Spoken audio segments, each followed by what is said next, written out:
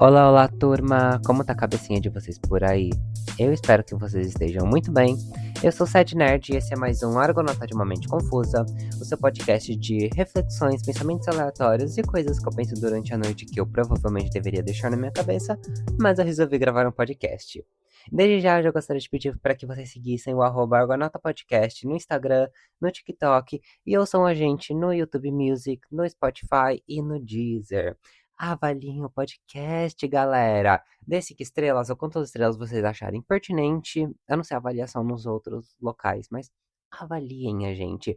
Compartilha, coloca nos stories, comenta. Fala assim, ai, ouço um gayzinho ali. Fala umas besteiras, mas é engraçadinho. Traz umas curiosidades. Fala pro pessoal, galera. Enfim. O episódio de hoje, ele é a última parte. Ah, que peninha. Espero que vocês, vocês estejam todos muito tristes, mas hoje é a última parte do nosso especial do mês do orgulho. Aê! Depois da gente falar um pouco sobre representação e narrativa, depois fazer um belíssimo manual da comunidade LGBTQIAPN+, hoje eu queria falar um pouco sobre: será que somos humanos? Quem disse que a gente é humano? O que é, afinal, ser humano? Pois é, como que funciona essas categorizações do mundo, essas classificações?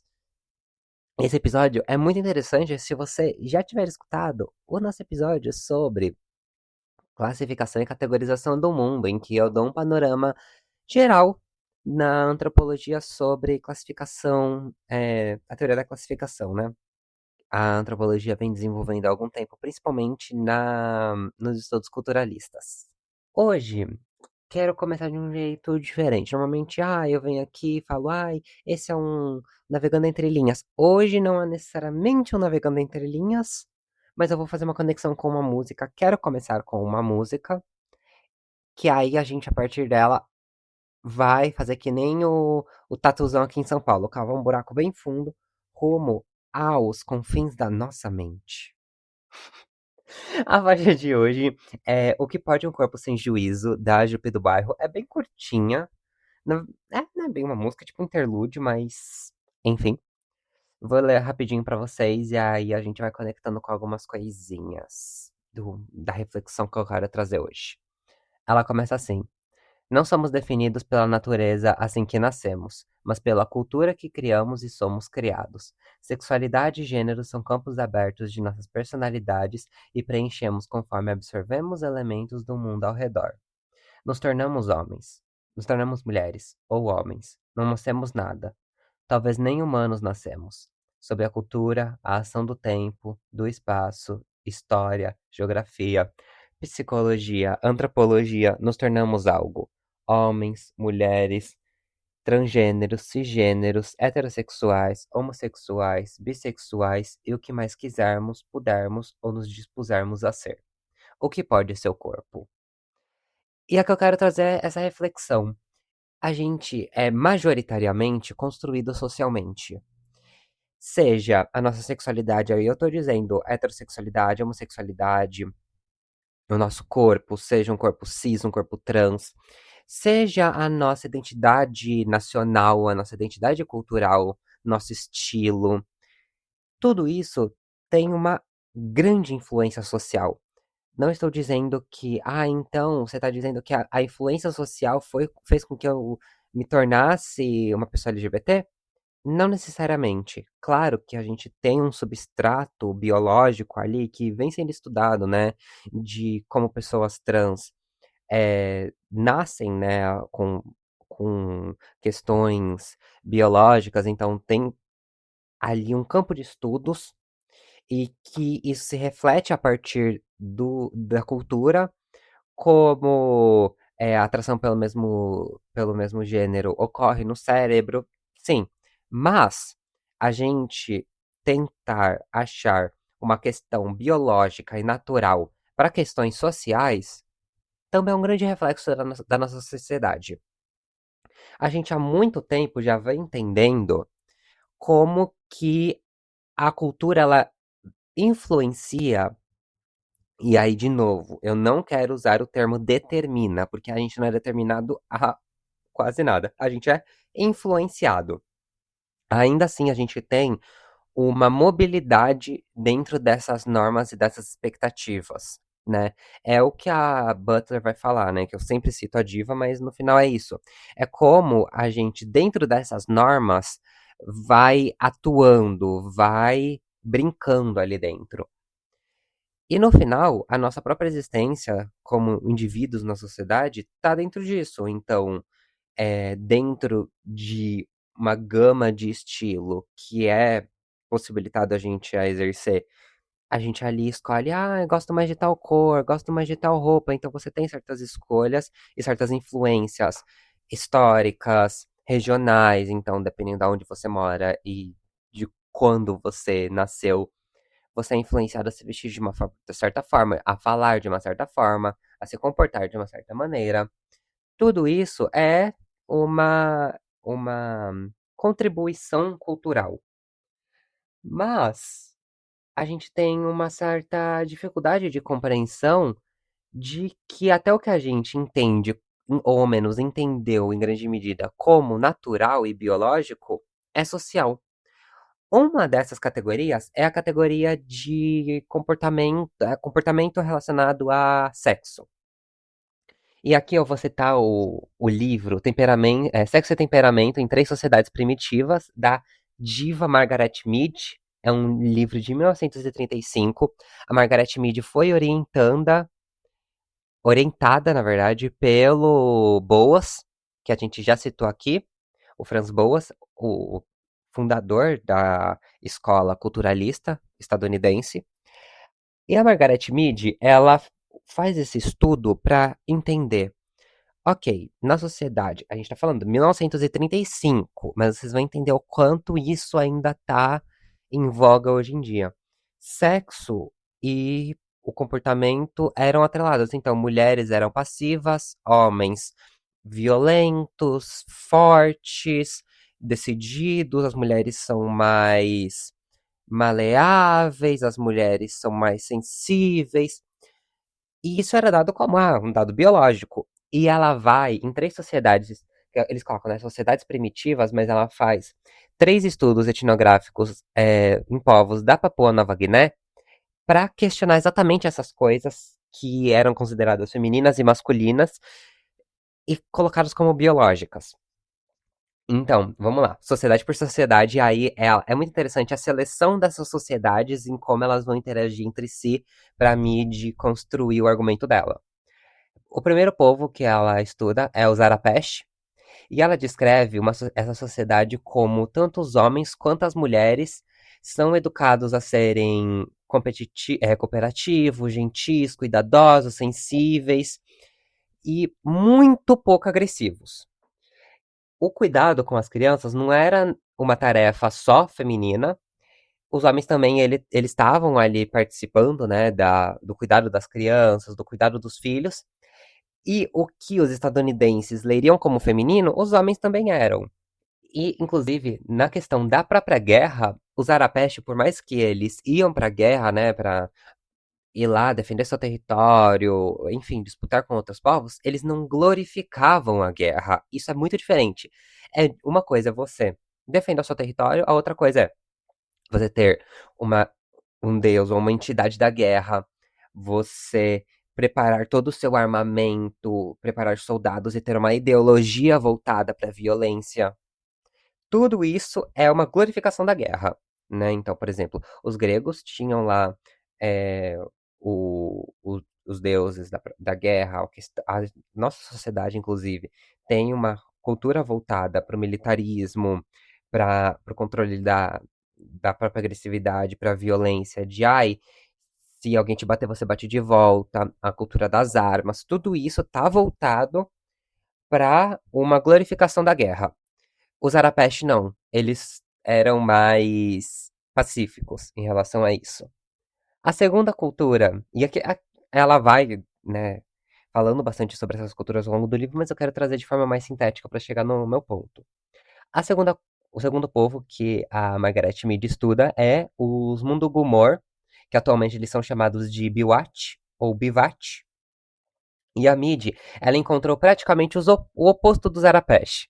Os homens e as mulheres, eles eram descritos como competitivos, agressivos, individualistas, hostis, pouco inclinados ao contato afetivo, cuidado afetivo, e as relações familiares eram marcadas por rivalidade e conflitos. Então, a questão era você ser assertivo e forte. Aí nisso a gente já entende, ok, em uma cultura como a nossa, você tem homem violento, mulher sensível. Em outra cultura, como os Arapesh, você tem mulher e homem sensível. Nos mundo Gumor, você tem, né, que é os Biwat, você tem homens e mulheres violentos. Já dá pra entender que não é uma questão biológica. Você já tá lidando com grande possibilidade de uma grande diversidade e possibilidade de existência e comportamento. Então a gente já começa a entender o argumento de que isso é socialmente e culturalmente criado, os sujeitos estão agindo em relação à cultura. A gente não nasce, não é a sua testosterona que te torna violento. Não é o estrogênio e a progesterona que faz com que a mulher seja mais cuidadosa e mais sensível. Na verdade, é a própria cultura e a própria criação social que faz com que pessoas de certos gêneros ajam de tal forma. E a terceira sociedade é os Chambuli ou Chambri, em que as mulheres Chambuli, elas eram é, práticas e objetivas, exerciam um papel central na produção de riqueza, porque elas controlavam atividades econômicas, pescavam e administravam trocas comerciais. Ou seja, o que na nossa cultura a gente falaria que são atividades masculinas. Já os homens Chambuli, eles se dedicavam mais à arte, à ornamentação e se preocupavam principalmente com a aparência e eram descritos como emocionalmente dependentes e mostravam comportamentos mais sensíveis. Ou seja, que a gente tem uma inversão do que seria lido na sociedade norte-americana, né? Na sociedade estadunidense. Inclusive, ela cita um quarto exemplo que muitas vezes é esquecido. E esse quarto exemplo são os inadaptados que ela coloca, né? Que são pessoas que não se encaixam nos temperamentos e nos comportamentos esperados em cada uma dessas sociedades. Porque assim como na nossa, você tem homens sensíveis e mulheres agressivas, mulheres fortes, você tem esses desvios em outras sociedades. Então, a cultura, ela influencia, mas ela não define, ela não determina um comportamento. Entre os Arapesh, os desajustados, eles eram os agressivos, porque todo mundo era sensível. Entre os Mundugumor, quem era considerado inadaptado era quem era excessivamente dócil, porque todo mundo era violento. Entre os Chambuli, eram aqueles cujo comportamento se aproximava do esperado do outro sexo, como acontece na nossa sociedade, só que no caso, né, o contrário. E é interessante para a gente entender que toda a sociedade vai produzir normas de personalidade e vai punir de alguma forma quem foge delas. Então a questão não é sobre quem está de acordo com a norma, é quem foge da norma. E é por isso que eu quis trazer esse exemplo da Margaret Mead, porque em um livro de 1935, daqui 9 anos faz um século que ela escreveu esse livro. E ainda assim a gente está lidando com os mesmos debates. Você tem comunidades Red Pill, por exemplo, tratando não só Red Pill, né, mas mais tradicionais, mais conservadoras, colocando como mulheres são sensíveis, mulheres cuidam do lar, mulheres são emocionais, homens são racionais, o homem é violento, o homem é determinado, é assertivo. E aí, quem é o inadaptado, quem foge dessa norma é o quê? É o beta. Seria essa feminista maluca que nunca vai ter homem, é o viado, é a sapatão, é a anomalia. Então, é sempre sobre quem não se encaixa e o que a gente vai fazer com quem não se encaixa. A gente vai jogar à margem, a gente vai tratar de forma excludente, a gente vai matar. Então, todo esse comportamento e o tratamento que é dado para esses comportamentos é importante.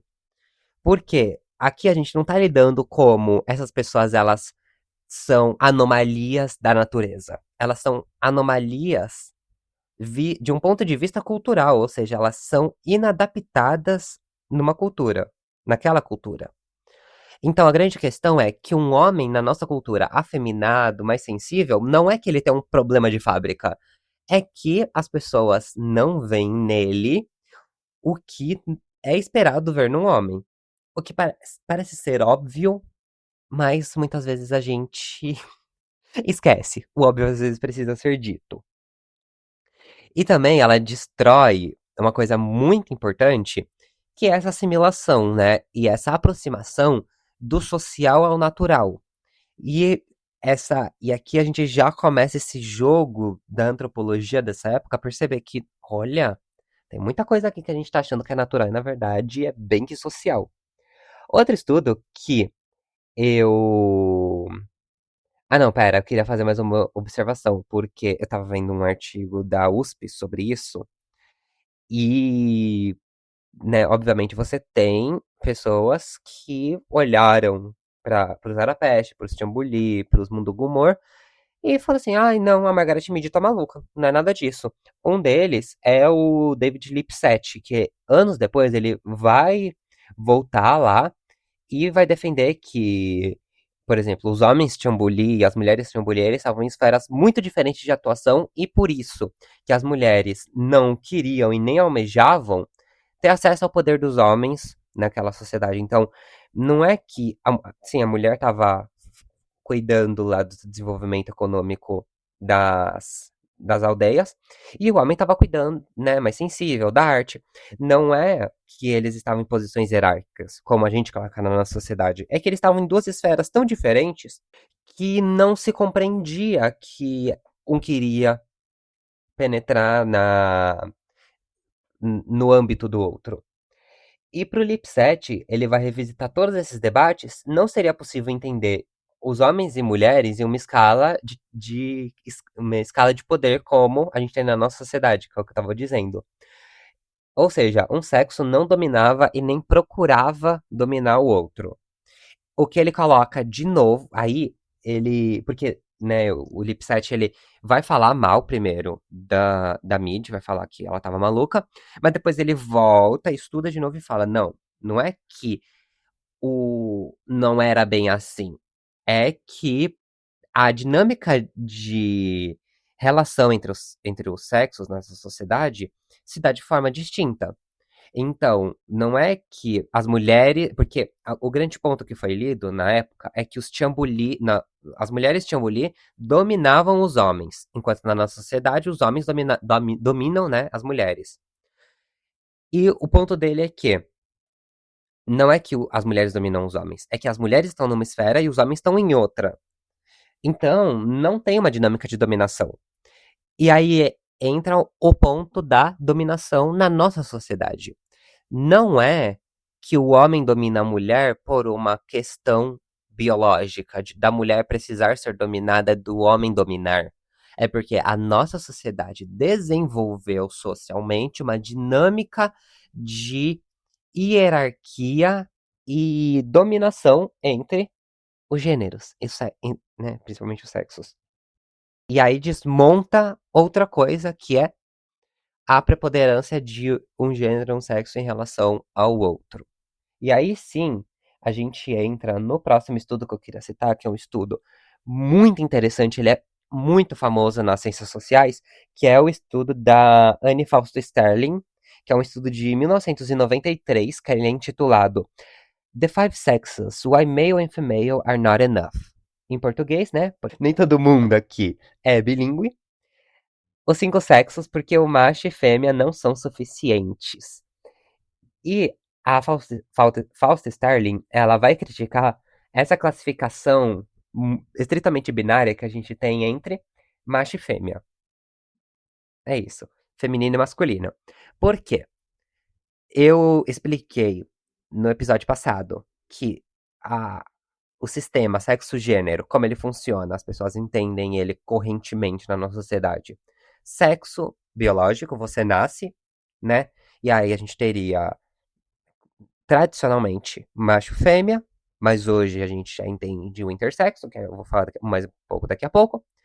E gênero, você vai ter homem, mulher e identidades não binárias. Então, pessoas gênero fluido, agênero, enfim, e todas essas identidades que a gente citou um pouco no episódio anterior.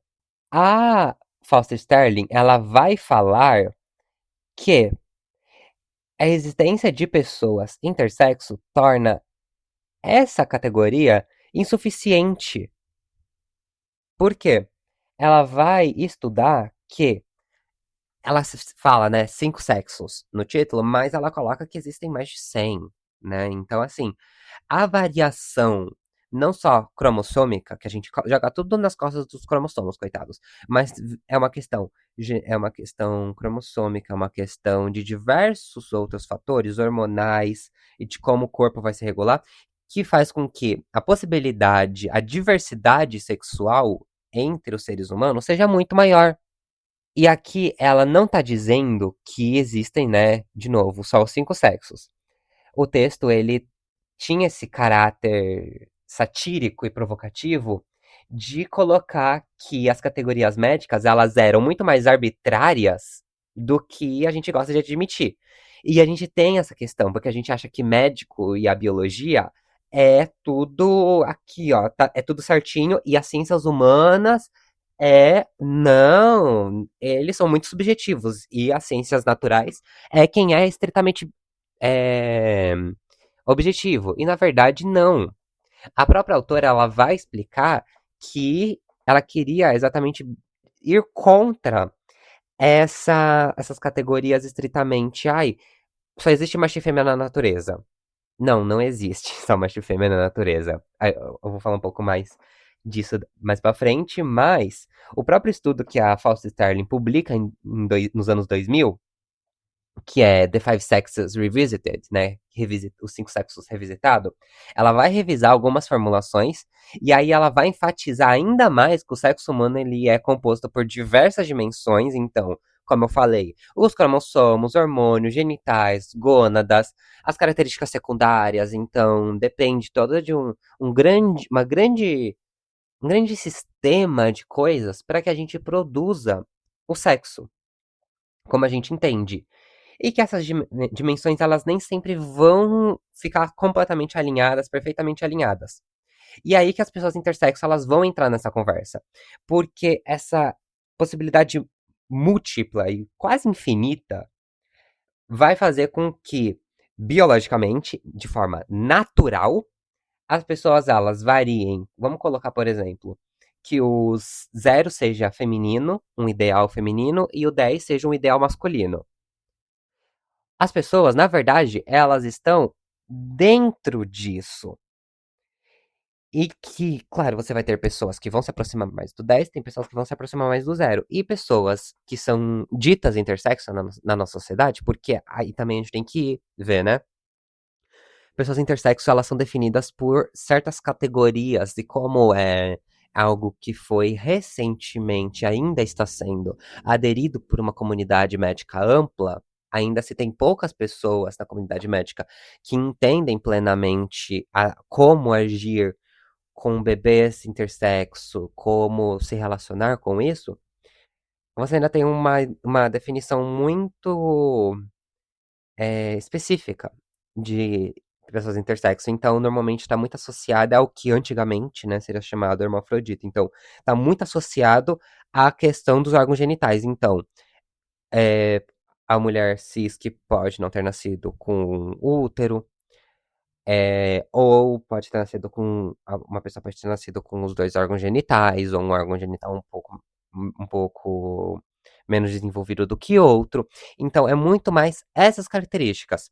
E a questão hormonal é um pouco mais recente essa compreensão de que que aí eles chamam, né, de de desregulação hormonal, então o que não é visto como padrão biológico também é visto como intersexo, mas isso é muito recente. Inclusive, foi o que deu uma grande treta, né, nas Olimpíadas uns anos atrás, que uma boxeadora, não vou lembrar de que nação que ela é, mas ela foi, as pessoas achavam, nossa, ela é trans, trans, trans, e no final, o que ela tinha era uma questão hormonal. Inclusive, muitas pessoas chegaram a falar que ela é uma pessoa intersexo, eu não lembro disso, mas teve essa questão de ela ser uma mulher cis, mas que ela tinha um nível de testosterona um pouco acima. Então, as pessoas, né, muitas pessoas leram ela como uma pessoa intersexo por essa questão hormonal que, né, que fugia do padrão, e como isso ali interagia, obviamente, com uma questão transfóbica dentro do esporte. Dentro disso, a gente pode pensar que, assim, todo mundo vai ter uma não necessariamente vai ter uma genitália ali, né, que vai se, se apresentar nos dois sexos tradicionais, mas muitas pessoas têm essa mudança, essa alteração do padrão hormonal, então pessoas intersexos são muito mais comuns do que se imagina. Antes era colocado como quase como uma anomalia da biologia, mas quando a gente pensa, por exemplo, dentro do mundo animal, essa coisa não funciona, né? A própria Butler, desde problemas de gênero, ela já entende que gênero e sexo biológico são ambos construções sociais. A gente colocou lá que só tem o cachorrinho homem, o cachorrinho mulher, o macho fêmea, o cachorro a cadela, e que é só assim que funciona. E não, o mundo animal, inclusive, a natureza no geral, mas principalmente o mundo animal, ele se mostra de uma forma muito mais ampla, em que você tem animais em que é, não necessariamente o macho vai ter um pênis, em que os animais eles vão variar de sexo a depender das condições do ambiente, animais que vão se reproduzir por clonagem. Então você tem uma multiplicidade de questões sexuais muito mais ampla do que normalmente a gente entende, que a gente normalmente vem entendendo com a biologia. Normalmente a gente coloca, ai, tem o macho, a fêmea e as exceções.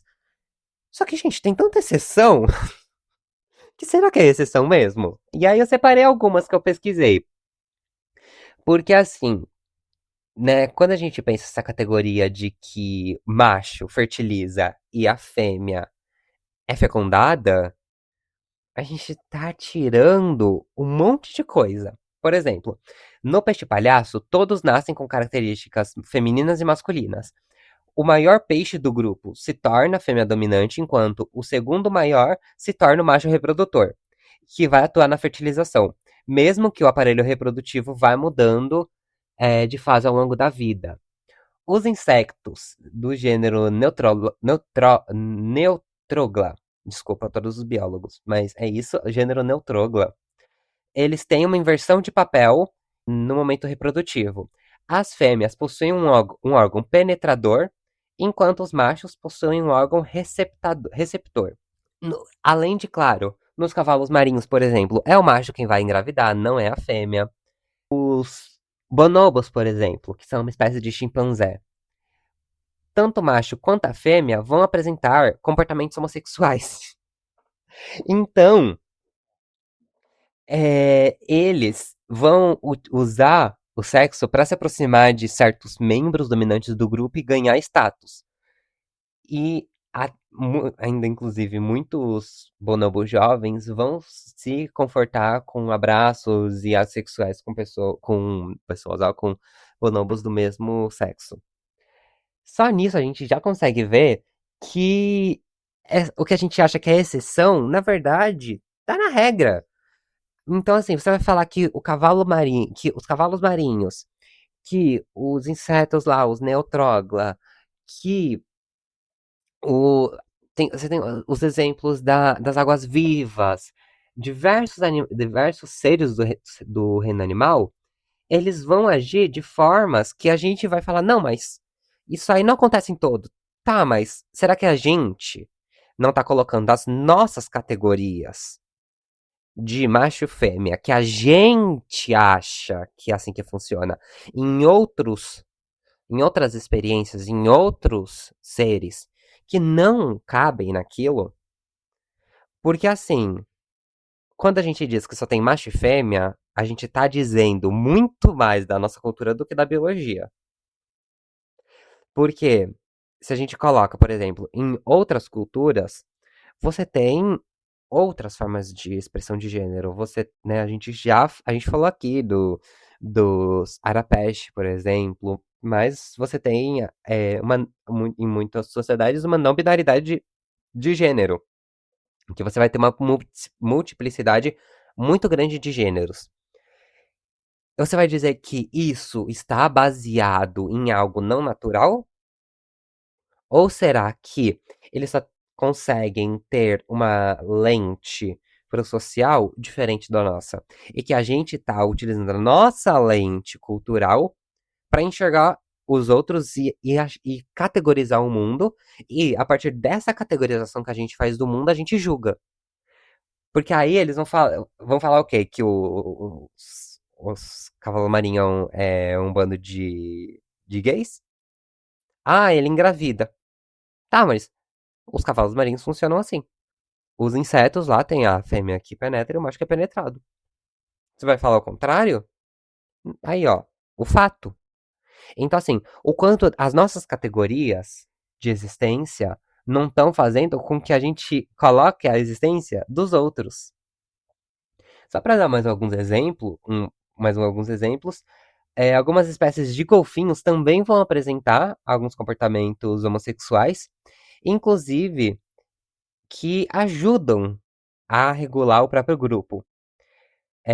Mas, claro, no fim, muitos animais eles se perpetuam pela relação entre os sexos, né? Então, eu tinha visto alguma coisa da girafa, se eu não me engano, que a girafa. Aí, das girafas eu posso estar fazendo uma fake news, tá? Aí vocês pesquisem depois, foi o que me surgiu agora na cabeça. Mas que é, eles. Girafas macho têm muito comportamento homoafetivo e que, em períodos de reprodução, eles se relacionam com as fêmeas, mas eles agem majoritariamente se relacionam majoritariamente com outros machos. Então, é essa questão. A gente coloca, por exemplo, que a sexualidade não é algo possível, que é algo meramente da nossa cultura, e que, nossa, é um erro. Não. Você tem isso no mundo animal, você tem isso em outras culturas. Você tem, dentro da diversidade humana, diversos sexos, diversos gêneros, diversas expressões de orientações sexuais e que a gente categoriza da nossa forma para organizar e controlar o mundo. No final é isso, é sobre controle, é a gente ter uma compreensão do mundo, só que a nossa sociedade tem muita dificuldade em admitir que, olha, essa categoria de macho e fêmea, por exemplo, não foi uma boa. A gente aqui, né, vamos reavaliar. Não. A gente fica tão preso, muito por ideologias, muito por normas, que a gente tem dificuldade de admitir que, assim, olha, não é bem assim. A natureza, a gente tem muito isso, né, de que a sociedade é a ordenação, é a ordem, e a natureza é o caos. Não. A natureza, ela funciona da forma como ela funciona. E a sociedade é uma forma de perceber e organizar o mundo. Uma forma, não a forma. Então, a sociedade ocidental, e aqui eu vou ter que fazer a crítica de novo, a gente tem essa questão, né? De que de reconhecer na natureza e de reconhecer nas diversas experiências validade. A gente tem dificuldade de reconhecer que animais além dos humanos podem ter comportamentos homossexuais, comportamentos bissexuais, né, dentro das nossas classificações novamente. Mesmo que alguns estudos eles podem demonstrar que há muita recorrência desses casos. Mas a questão é, o fato da gente imputar as nossas categorias nesse reino animal não faz com que a gente tenha um olhar enviesado para essas relações e que dentro das lógicas culturais das espécies e dos espaços que elas ocupam tem essa diversidade, mas a gente ainda não entende completamente porque a gente não tem técnica para compreender isso. Vamos lá, vamos destrinchar. A gente só conseguiu entender que existem fêmeas que penetram machos, peixes palhaços, e como essa lógica dentro dos grupos funciona, o comportamento dos bonobos, as relações dos golfinhos. A gente só conseguiu perceber isso porque a sociedade teve um avanço na discussão de certas pautas e se abriu o olhar para essa perspectiva. Então, o quanto a gente não está deixando de ver, porque o nosso olhar cultural não permite enxergar isso na natureza. De novo, vamos relembrar o episódio de classificação. Os russos não veem azul claro e azul escuro, eles veem dois tons diferentes, duas cores diferentes e não variações do mesmo tom. Então a gente vai falar que isso está errado? Não. São formas de enxergar. Só que a gente só conseguiu, como sociedade ocidental, enxergar certos aspectos da natureza a partir do momento em que a gente teve uma mudança no olhar cultural. Então, o quanto a gente não está deixando de ver o como a natureza funciona, relações da natureza e relações de nós com a natureza, porque a gente está com a mente muito doutrinada para ver certas coisas específicas. E aí que a gente entra numa questão que eu fiquei pensando um pouco, né? Que aí eu fui. Eu tava refletindo sobre a etnografia multiespécie, né?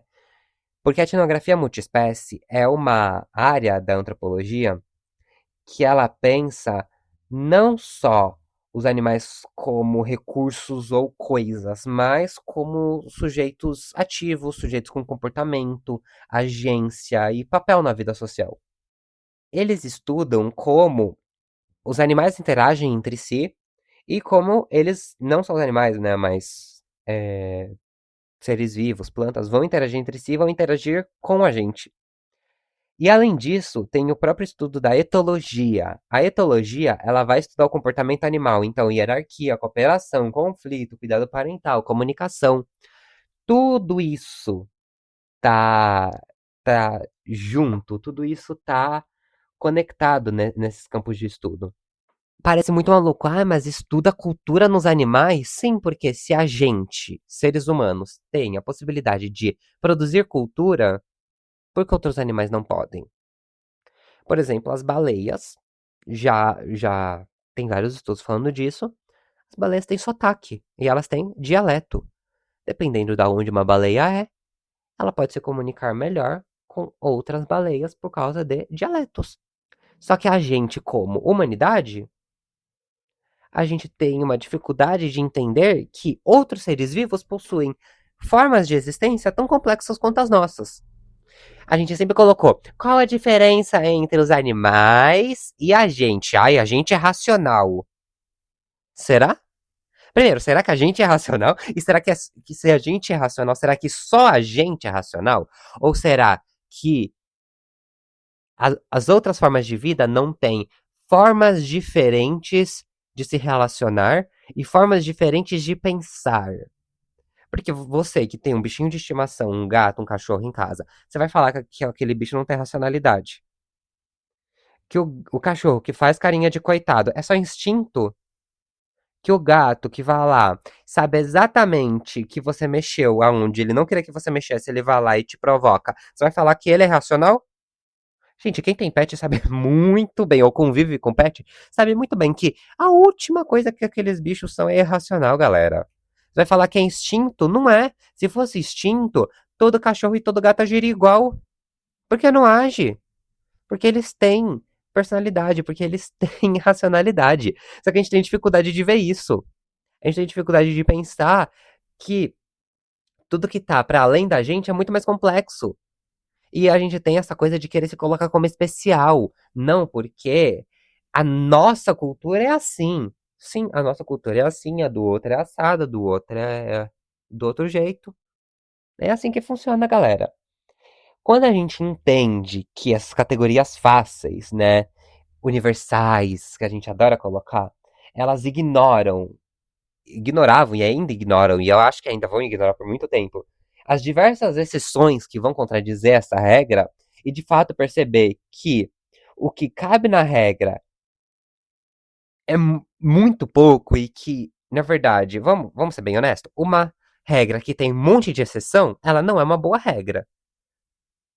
Se a regra ela só cabe para 5% e os outros 95%, os outros 95% é exceção, que exceção que é essa? Que regra que é essa?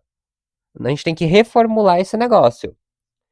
Quando a gente tem uma visão de que a ciência e, consequentemente, a nossa cultura organiza o caos da natureza, a gente coloca tudo em categorias muito limitantes, em classificações limitantes e que ignoram o mundo social. Como a gente viu no episódio de classificação e categorização, definir o mundo em palavras, conceitos, a gente vai delinear, vai limitar formas com que a gente vai ver o mundo e vai ver os outros. Então, quando a gente pensa em argumentos discriminatórios que vão querer ser embasados em concepções naturalizantes, na verdade, a gente só percebe uma mobilização ideológica, e aqui eu não estou falando partidária, eu estou falando ideológica, de perspectivas embasadas em coisas falsas da natureza. Então, quando a gente fala que não existe pessoas trans, isso não é biológico, isso é ideológico. Quando a gente fala que, ai, mas mulher não age de tal jeito, homem tem que agir de tal jeito. Isso é ideológico, isso não é natural. Você pode falar o que você quiser, você pode colocar no cu da testosterona o que você quiser. Isso não vai fazer com que seja verdade.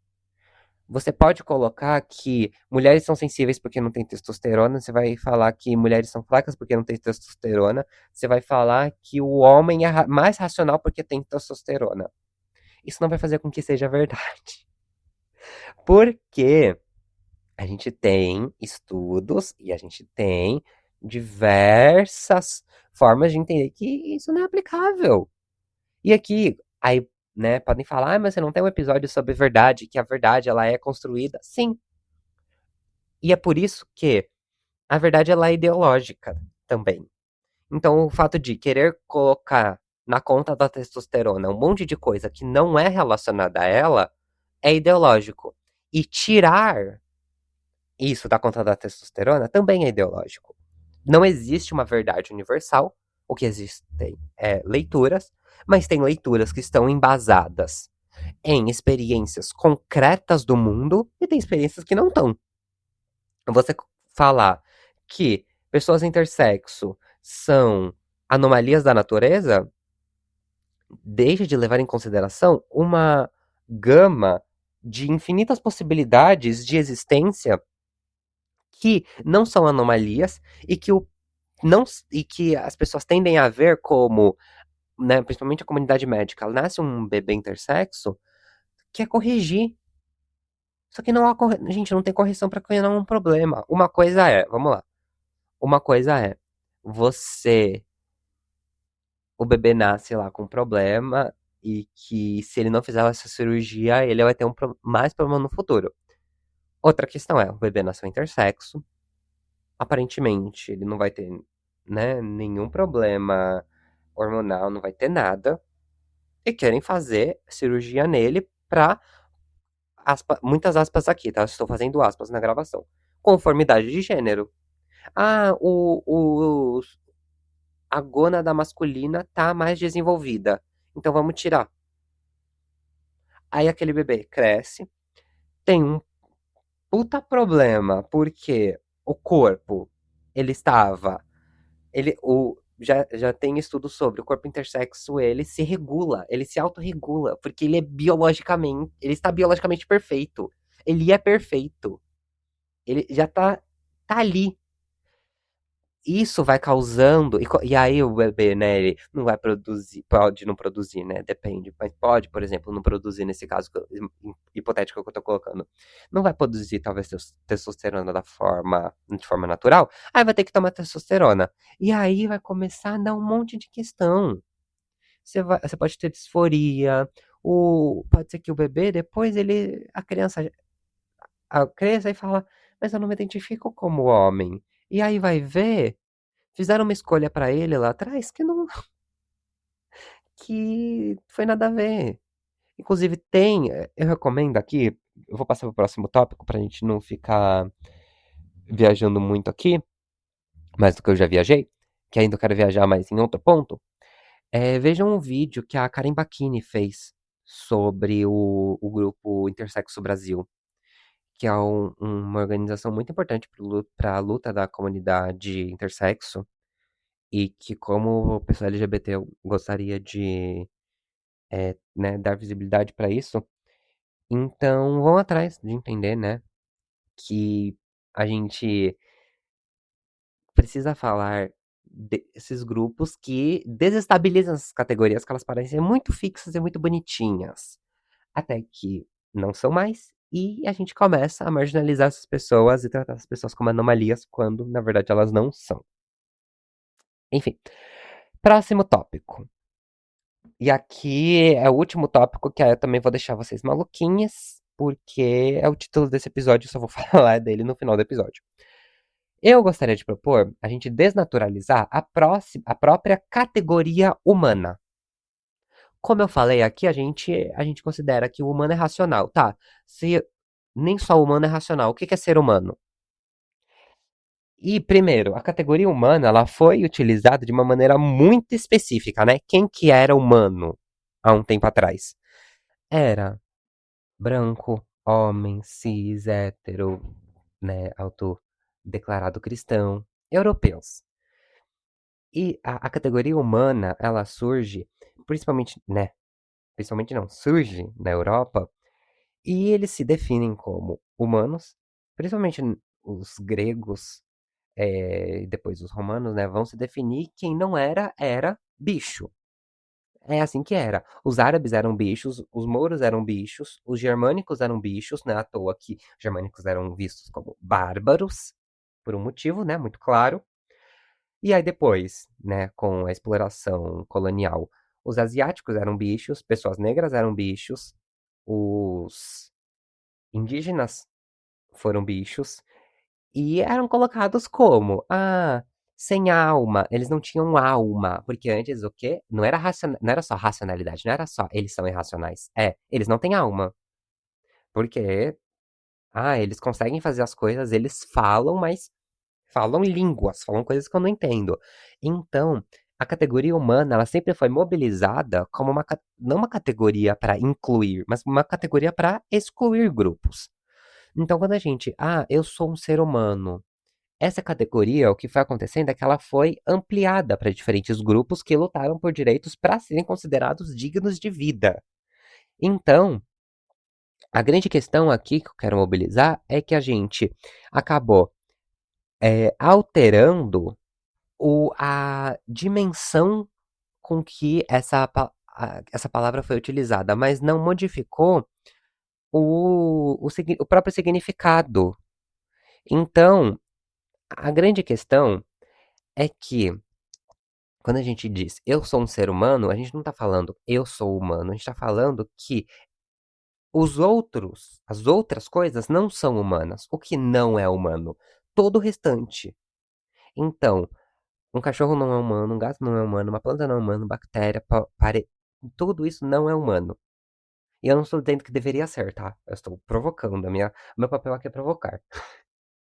Então, todas essas formas de vida, elas são consideradas, e aí chega outra parte do meu ponto, plantas e animais, principalmente, são vistos como menos dignos de vida, porque o humano não é uma categoria de inclusão, ele é uma categoria de exclusão. Ele exclui e define o que é não vivível. Então, e a grande questão, por exemplo, do movimento do veganismo, né? Aí vocês podem revirar o olho se vocês quiserem. Porque a humanidade sempre se propôs ao papel de se colocar como superior, racional, produtiva. A grande questão é que a gente só abarcou mais categorias sem, de fato, repensar a própria categoria. Então, quando a gente vai lá e trata os animais lá, o gado, por exemplo, de forma violenta, bota fogo em floresta, o que a gente tá fazendo é, eu sou ser humano, eu posso fazer isso porque eu posso, I wanna, I got it, né? Eu quero, eu posso, eu consigo, eu vou lá, faço o que eu quiser, porque eu sou humano, eu sou racional, eu sei o que eu tô fazendo. E o restante que se foda. Então o grande problema é que a gente não nasce humano, a gente não nasce nada, a gente é humano dependendo de quem faz a gente humano. Essa é a questão. Se você nasceu em um certo grupo, em um certo lugar, em um certo tempo, de uma certa forma, você é considerado humano. Por exemplo, pessoas LGBT são consideradas menos humanas. Pessoas trans, para muitas pessoas, são vistas como bicho. É quase um buraco na parede para você usar e descartar. Então você vai falar que a definição de humana ela é objetiva? Não. A definição de humano, ela é totalmente subjetiva, ela vai depender de quem tá falando e para quem tá falando. Então não é só de humano natureza, é humano entre humano. É o que, quando a gente fala de direitos humanos, o que são os direitos humanos? É você falar quem que pode viver, quem que pode morrer, como essa pessoa tem que ser tratada. Para muitas pessoas, você tratar presidiário que nem gente é algo completamente maluco. Ah, mas cometeu crime. Mas não é por isso, porque a pessoa cometeu um crime. Ah, mas ela matou. Não é por, né? Ela matou. Ela tem que sim ser punida. Ela tem que sim ser reeducada. Ela tem que sim, né? Mas muitas pessoas acham, não, escraviza. Gente, não é assim que funciona. A pessoa não deixa de ser um ser humano. Só que essa questão, a gente tende a desumanizar um outro. E aí a gente tem aquela discussão sempre do colonialismo, enfim, toda essa herança escravocrata. A grande questão, para a gente finalizar essa discussão, é que a gente não nasce quase nada. A gente é imputado muitas categorias para que a nossa vida possa ser considerada vivível.